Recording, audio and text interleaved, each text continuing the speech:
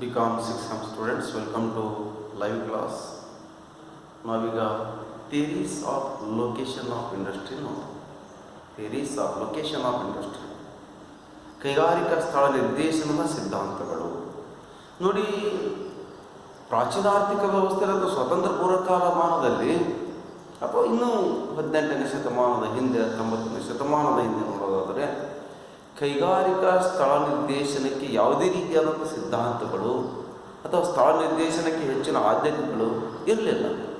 Adam Smith ಇರ್ಬೋದು, ಜೆ.ಎಸ್. Mill ಇರ್ಬೋದು, Ricardo ಇರ್ತಕ್ಕಂಥದ್ದು, ಮಾರ್ಷಲ್ ಇರ್ಬೋದು, ಯಾರೂ ಕೂಡ ಕೈಗಾರಿಕಾ ಸ್ಥಳ ನಿರ್ದೇಶನಕ್ಕೆ ಆದ್ಯತೆಯನ್ನು ನೀಡಿರಲಿಲ್ಲ ಅಥವಾ ಅದಕ್ಕೆ ಬಗ್ಗೆ ಫೋಕಸ್ ಮಾಡಲಿಲ್ಲ, ವಿಷಯಗಳನ್ನೇ ಹೇಳಿರಲಿಲ್ಲ. ಆದರೆ ಆಲ್ಫ್ರೆಡ್ ವೇಬರ್ ಅಂತಕ್ಕಂಥವ್ರು, ಸಾರ್ಜೆಂಟ್ ಫ್ಲಾರೆನ್ಸ್ ಅಂತಕ್ಕಂಥವ್ರು ಸ್ಪಷ್ಟವಾಗಿರ್ತಕ್ಕಂಥ ಸಿದ್ಧಾಂತಗಳನ್ನು ತಿಳಿಸಿ ಒಂದು ಮಾರ್ಗದರ್ಶನವನ್ನು ಮಾಡಿದ್ದಾರೆ. ಅಂಥ ಸಿದ್ಧಾಂತಗಳನ್ನು ನಾವಿಲ್ಲಿ ನೋಡೋಣ. ಹಾಗಾಗಿ ಸಬ್ ಟೈಟಲ್ ವೇಬರ್ ಅವರ ಸ್ಥಳ ನಿರ್ದೇಶನದ ಸಿದ್ಧಾಂತ. ವೇಬರ್ ಅವರ ಸ್ಥಳ ನಿರ್ದೇಶನದ ಸಿದ್ಧಾಂತ. Weber's theory of plant location. Weber's theory of plant location.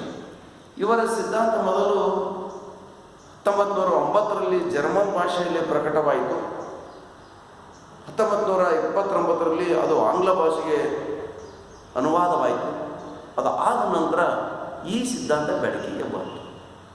ಅಂದರೆ ಅದಕ್ಕಿಂತ ಪೂರ್ವದಲ್ಲಿ ಜರ್ಮನ್ ಭಾಷೆಯಲ್ಲಿರೋದ್ರಿಂದ ಅದು ಯಾರೂ ಕೂಡ ಆ ರಾಷ್ಟ್ರದವರು ಮಾತ್ರ ಅಧ್ಯಯನ ಮಾಡುವಂಥದ್ದು ಅಷ್ಟು ಪ್ರಭಾವಿತವಾಗಿರಲಿಲ್ಲ ಅಲ್ಲಿ ಕೂಡ. ಆದರೆ ಆಂಗ್ಲ ಭಾಷೆಗೆ ಅನುವಾದವಾದಾಗ ಎಲ್ಲ ರಾಷ್ಟ್ರಗಳು ಕೂಡ ಈ ವಿಷಯಗಳನ್ನು ಅಧ್ಯಯನ ಮಾಡುವಂಥದ್ದು ಕಂಡುಬಂತು.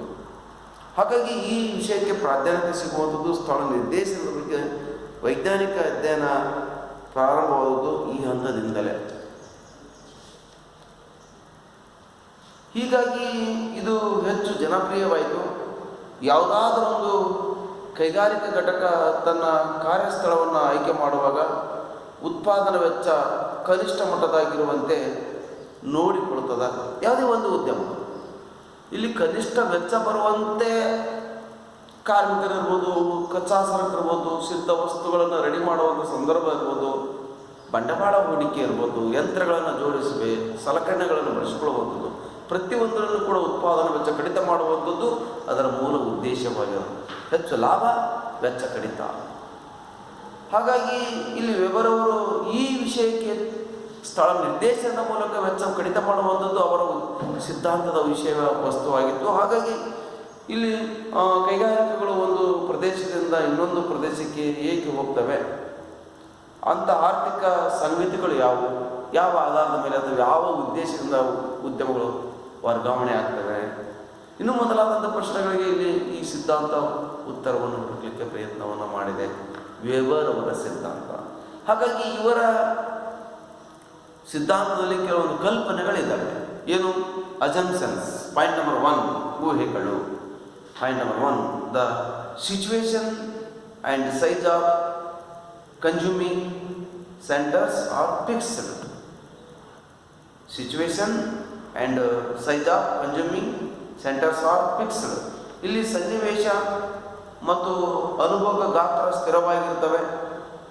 The cost of raw material is the same at all places even though there is uneven distribution of raw materials. ಇಲ್ಲಿ ಸಮಾನವಾಗಿ ಹಂಚಿಕೆ ಆಗಿರ್ತಕ್ಕಂಥದ್ದು ಕಂಡುಬರುತ್ತೆ. ಏನು? ಕೈಗಾರಿಕಾ ಸರಕುಗಳನ್ನು ಉತ್ಪಾದಿಸುವ ಕೇಂದ್ರಗಳು ಒಂದೆಡೆ ಇದ್ದರೆ ಅವುಗಳನ್ನು ಅನುಭವಿಸುವಂಥ ಗ್ರಾಹಕ ಕೇಂದ್ರಗಳು ಮತ್ತು ಮಾರುಕಟ್ಟೆಗಳು ವಿವಿಧ ಕಡೆ ಇರ್ತವೆ. ಅಂದರೆ ಇಲ್ಲಿ ಕೈಗಾರಿಕೆಗಳು ಒಂದು ಪ್ರದೇಶದಲ್ಲಿದ್ದರೆ ಮಾರುಕಟ್ಟೆ ಮತ್ತೊಂದು ಪ್ರದೇಶದಲ್ಲಿ ಇರುತ್ತೆ. ಕೈಗಾರಿಕೆ ಸಂಪನ್ಮೂಲ ಕಚ್ಚಾ ಸರಕು ಸಿಗುವಂಥ ಸ್ಥಳದಲ್ಲಿ ಇರ್ತದೆ. ಮಾರುಕಟ್ಟೆ ಸಿಟಿ ಜನಸಂಖ್ಯೆ ಎಲ್ಲಿರ್ತದೋ ಅಲ್ಲಿ ಮಾರುಕಟ್ಟೆಗಳು ಇರ್ತವೆ. ಹಾಗಾಗಿ ಉತ್ಪಾದನೆ ಒಂದು ಕಡೆ, ಮಾರುಕಟ್ಟೆ ಒಂದು ಕಡೆ ಇರುವಂಥ ಸಾಧ್ಯತೆ ಹೆಚ್ಚಿರುತ್ತೆ.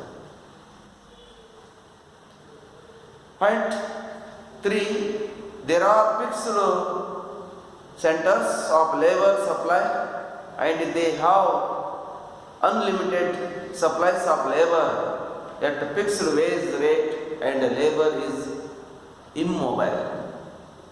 ಇಲ್ಲಿ ನಿರ್ದಿಷ್ಟ ಸ್ಥಳದಲ್ಲಿ ಕಾರ್ಮಿಕರು ದೊರೀತಾರೆ. ಸ್ಥಿರ ಕೂಲಿ ಕಾರ್ಮಿಕರು ಚಲಿಸೋದಿಲ್ಲ. ಅಂದರೆ ಒಂದು ನಿರ್ದಿಷ್ಟ ಕಡೆ ಇರುವಂಥ ಸಾಧ್ಯತೆ ಇರ್ತದೆ. ಕೂಲಿಯ ಪ್ರಮಾಣ ನಿರ್ದಿಷ್ಟವಾಗಿರ್ತದೆ, ಸ್ಥಿರವಾದಂಥ ಕೂಲಿ ಇರುವಂಥದ್ದು ಕಂಡು ಬರುತ್ತೆ. ನೆಕ್ಸ್ಟ್ ಪಾಯಿಂಟ್ ಡಿ, ಸಾರಿಗೆ ವೆಚ್ಚ ಸಂಪತ್ತುಗಳನ್ನು ಮತ್ತು ಸಾರಿಗೆ ವೆಚ್ಚಗಳನ್ನು ಸಾರಿಗೆ ವೆಚ್ಚ ಸರಕುಗಳನ್ನು ಮತ್ತು ಅಂತರವನ್ನು ಅವಲಂಬಿಸಿಕೊಂಡಿರುತ್ತದೆ. ಸಾರಿಗೆ ವೆಚ್ಚ ಸರಕಿನ ಪ್ರಮಾಣ ಮತ್ತು ಅಂತರದ ಪ್ರಮಾಣ, ಇದು ಗೊತ್ತಿರುವಂಥದ್ದೇ. ಅಂತರದ ಪ್ರಮಾಣವನ್ನು ಅವಲಂಬಿಸಿಕೊಂಡು ಸಾರಿಗೆ ವೆಚ್ಚ ಕಂಡುಬರ್ತದೆ. Transport cost depend upon weight of materials and distance.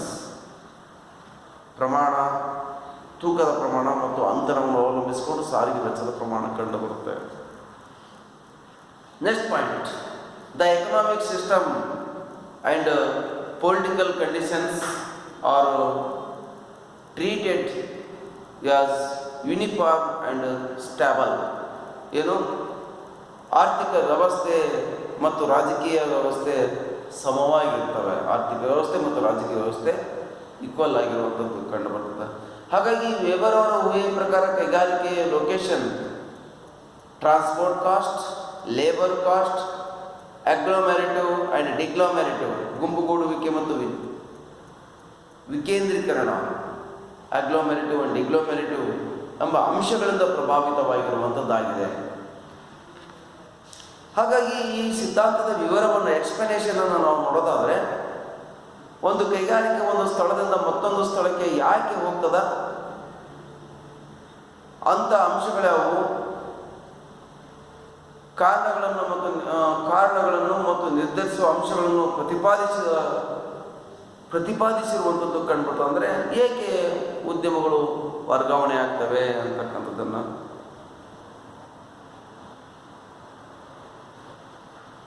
He classified all the causes influencing the location of an industry into two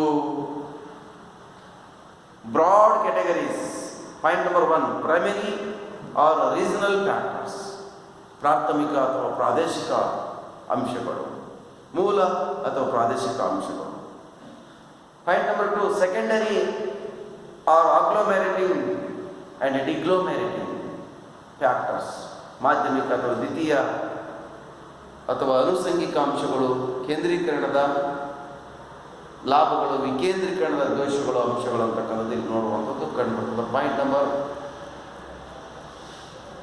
A, primary or regional factors.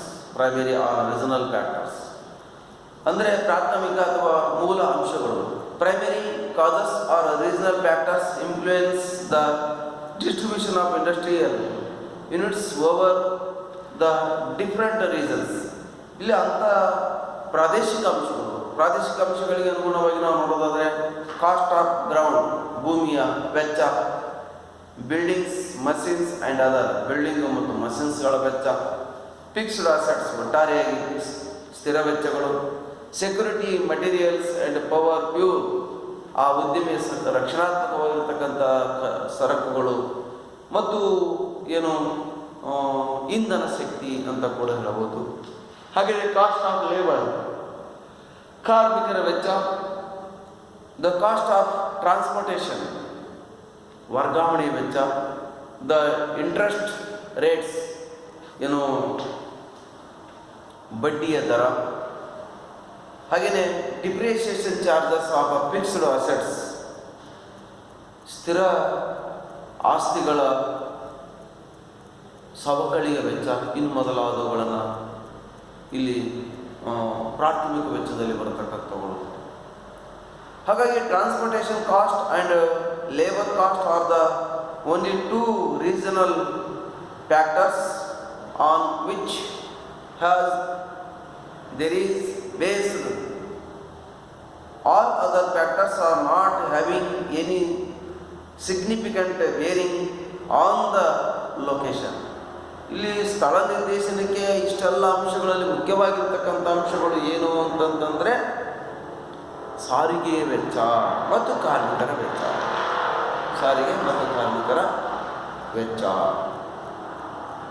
ಹಾಗಾಗಿ ಕಚ್ಚಾ ಸರಕುಗಳ ಕಾರ್ಖಾನೆಗೆ ಸ್ಥಳಕ್ಕೆ ಸಾಗಿಸುವಂಥ ವೆಚ್ಚ, ಸಿದ್ಧ ವಸ್ತುಗಳನ್ನು ಅನುಭೋಗದ ಸ್ಥಳಕ್ಕೆ ಮತ್ತು ಪೇಟೆಗೆ ಸಾಗಿಸುವಂಥ ವೆಚ್ಚ, ಎರಡೂ ರೀತಿಯಾದಂಥ ವೆಚ್ಚಗಳು ಕಾರ್ಖಾನೆಯ ವರ್ಗಾವಣೆಯ ವೆಚ್ಚ, ಕಚ್ಚಾ ಸರಕಿನ ವರ್ಗಾವಣೆ ವೆಚ್ಚ ಮತ್ತು ಕಾರ್ಮಿಕರ ವೆಚ್ಚ ಬಹಳ ಪ್ರಾಮುಖ್ಯತೆ ಉಳ್ಳಂಥದ್ದು ಅಂತ ಹೇಳ್ತಾರೆ ವೇಬರ್ಸ್. ಹಾಗಾಗಿ ತಯಾರಿಸಿದಂಥ ಸರಕುಗಳಿಗಿಂತಲೂ ಕಚ್ಚಾ ಸರಕುಗಳನ್ನು ಸಾಗಿಸುವಂಥ ವೆಚ್ಚ ಅಧಿಕವಾಗಿದ್ದರೆ ಕಾರ್ಖಾನೆಯನ್ನು ಕಚ್ಚಾ ಸರಕು ದೊರೆಯುವಂಥ ಸ್ಥಳದಲ್ಲಿ ಸ್ಥಾಪಿಸಬೇಕಾಗ್ತದೆ.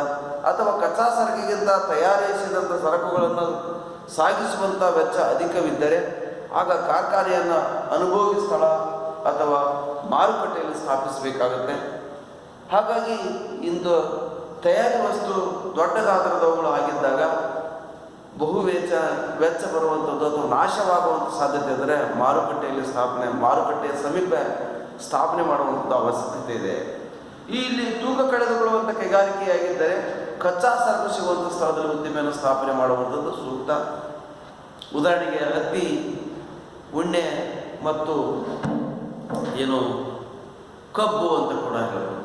ಇವು ತೂಕ ಕಳೆದುಕೊಳ್ತವೆ. ಹಾಗಾಗಿ ಮಾರುಕಟ್ಟೆಯಿಂದ ಕಚ್ಚಾ ಸರಕು ಸಿಗುವಂಥ ಸ್ಥಳದಲ್ಲಿ ಸ್ಥಾಪನೆ ಆಗೋದು ಸೂಕ್ತ. ಇಲ್ಲಿ ಸಾರಿಗೆ ವೆಚ್ಚ ಮುಖ್ಯವಾಗಿ ಸಾಗಿಸಬೇಕಾದಂಥ ಸರಕುಗಳ ತೂಕ, ಅಂತರ,